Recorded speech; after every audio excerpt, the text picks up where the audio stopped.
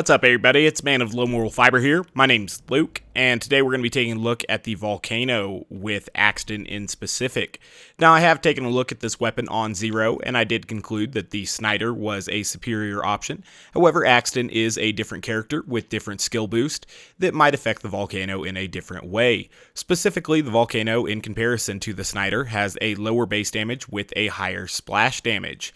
And that splash damage, as of the recent patches and everything, is affected by grenade damage, and Axton has a couple ways to boost grenade damage, namely Steady and Battlefront, and Steady goes up pretty high on grenade damage when I am using the Expert Grenadier comm, which also boosts grenade damage. So if we are going to test this, let's start by shooting the Snider for a control, and we can see that we're going to get 49.75 there, and then if we switch on over to the Volcano, we're going to get 52.93, and so that is definitely higher.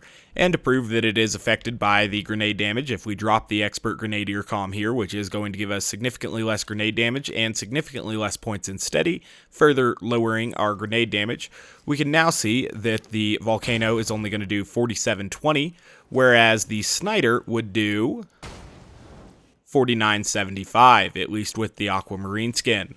So without the Expert Grenadier comm, the Snider is going to outdo the Volcano even on Axton, which is interesting. I guess we should test it without the Expert Grenadier comm, but with Battlefront active.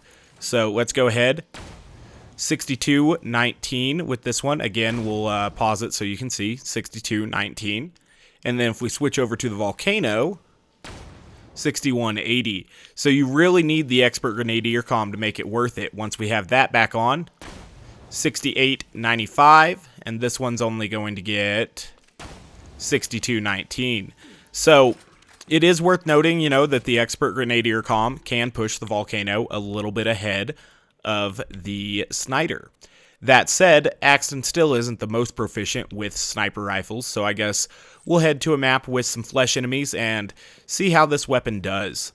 Now with Zero, like I said, I concluded that the weapon did not suck. It's still a Maliwan sniper with Zero and all of his sniper boost. So it's still a very effective weapon. However, it is not as effective as the Snider is on Zero. Now on Axton, especially with the Expert Grenadier comm at least, the Volcano should be superior. Does that mean that the Volcano is a viable or recommended weapon for Axton? Well, we'll find out. I should have, since I have it here with me, switched on over and saw how much damage we could get with the Pimpernel as well, but I promise you a perfect Pimpernel shot is going to be more effective than a Volcano shot. That said, let's go ahead and get started here. So what I'm going to do is just kind of group things up, get Battlefront active here, and now that this guy's slagged, we can kill him.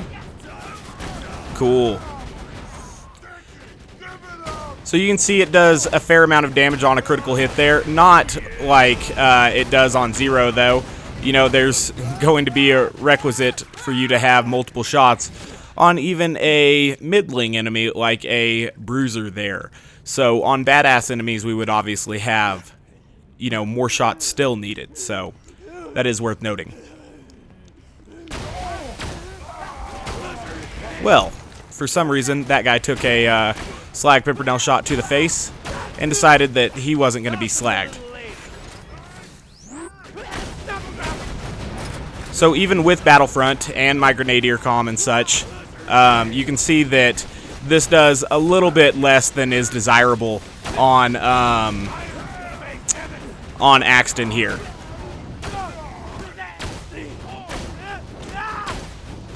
So one thing I would say, especially when you're using the Expert Grenadier comm, is that there are going to be much more damaging options than the Volcano. Weapons like, I don't know, a grenade are actually going to deal way more damage. Not that grenade, because for whatever reason that enemy was, rubber banded here to this thing. But, you get the point. So, it's not as if Axton can't kill things with this. He definitely can. It's just worth noting that it's definitely not among his best options. Now, I guess the splash damage could affect multiple enemies at a time, you know, and that'd be good, but it's not the most common thing in the world. Damn it, all the visual pollution I can't see. Axton is a character that creates a significant amount of visual pollution, which is another thing that kind of works against him being a true sniper like this. I thought there was an enemy somewhere nearby down there. That's okay.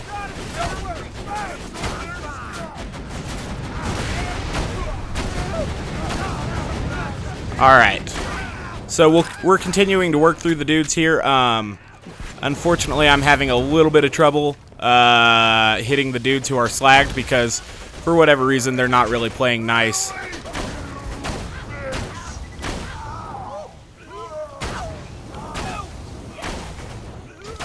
So even on the easiest of enemies like that lunatic there, it took a couple shots to kill him. Granted, he wasn't slagged, but, you know, you do get the point. It is a significant difference than playing Sniper 0 here at Overpower level 8.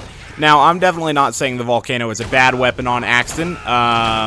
You know, it's very, very straightforward to use, very reliable, I would say. But at the same time, it's not really our best option here. So let's make sure that this guy remains slagged.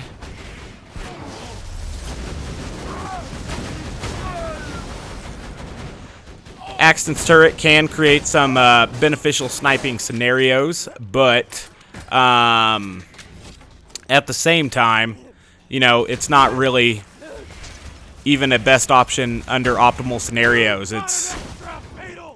Or even a best option. I mean, it's not even a good option, really, for Axton in a lot of scenarios. So, if you were going to snipe with Axton, I'd definitely recommend just using the Pimpernel. That's what I do personally. But, you know, the Snider can, or excuse me, the Volcano can be useful in some scenarios. It's not as if the thing is completely useless or it sucks. It's just that Axton's benefits with it over other weapons over other characters still don't make the Volcano a top-tier option. I feel like the Volcano should be better than the Snider 4-0. I mean, it is the legendary variant, of course, but it's not really. And it's not really that hard to see that.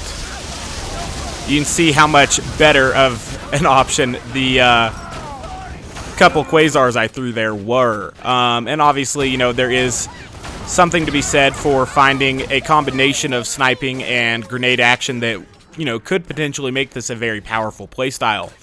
But at the same time, there are always going to be better options. So that is worth noting. If we weaken them a little bit with grenades, then it becomes a little bit easier to kill them with the Volcano here. So that's good.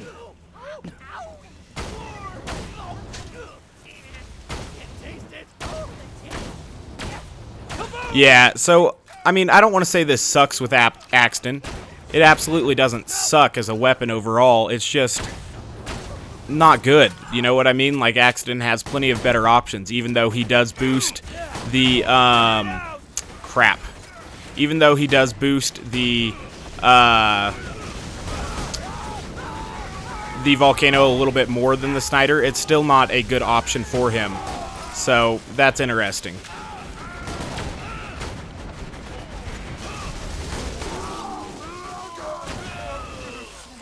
Okay, so everything's dead in here, primarily due to our Quasars more than anything else, but that's okay. Preparations got our health healed back up, so we'll continue to fight through this little area, if I can, you know, manage to find and kill enemies, that is.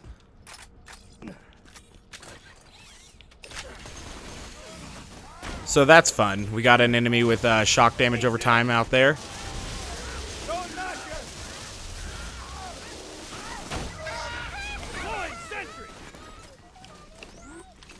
Okay.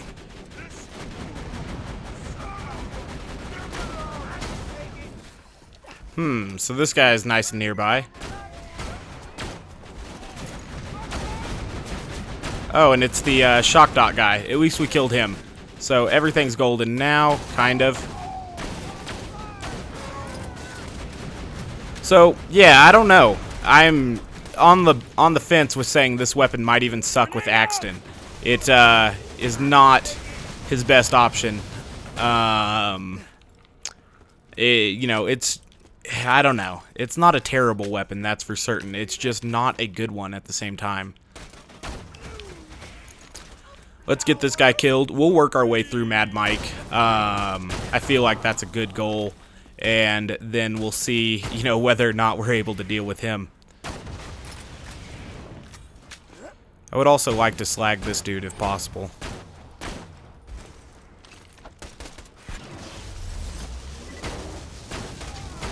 Okay. So I can see it in combination with the Quasar being somewhat useful, you know, for enemies at range.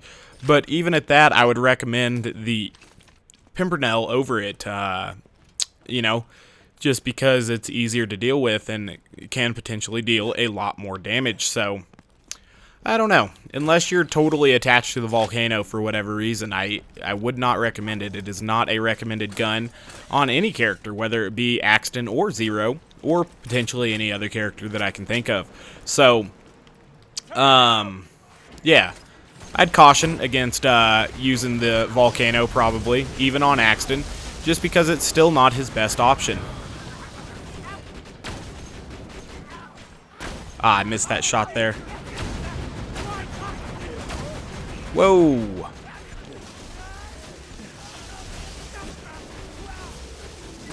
So once we have Metal Storm and stuff active, we should be able to shoot fast enough, hopefully, to kill this guy. Not quite.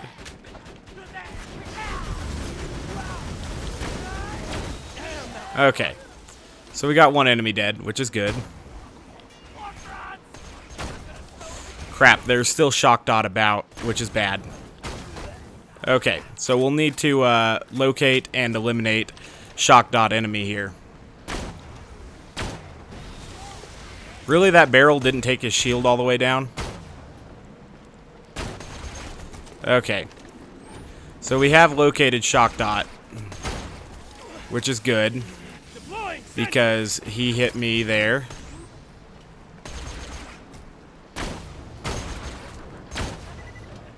Okay, so I think we got the bad enemy dead, which is good.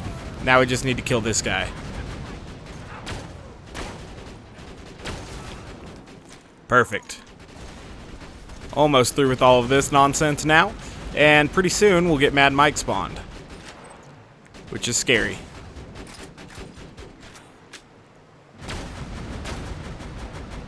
Yeah, it is just not as powerful as I would like it to be here at OP8, even with significant boost to grenade damage. The Volcano is a very disappointing weapon. I mean, it's not Elephant Gun or Cobra levels of disappointing, but it is disappointing, you know. Coincidentally, these are all three weapons that appeared in Borderlands 1 with the same name, you know, the Cobra, the Elephant Gun, and the Volcano. And I would say all of them are more favorable in their Borderlands 1 version than they are in any other, you know, than they are here at Borderlands 2, which is a little bit weird, but, you know, whatever.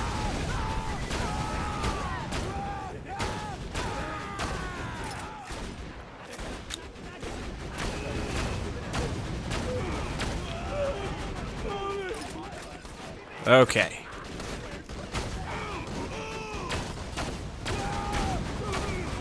Cool.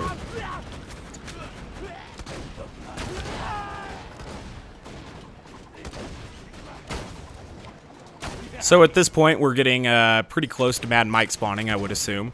However, we are extremely low on ammunition, which is pretty bad.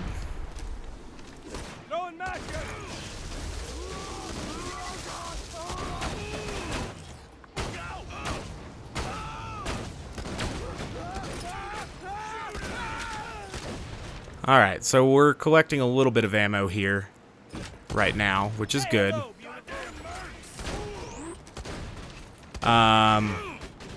I don't know why there, but I threw my deception, probably thinking it was, or my turret probably thinking it was deception, which is a stupid thing to do.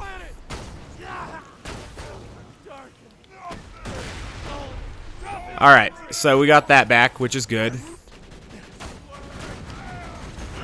Okay.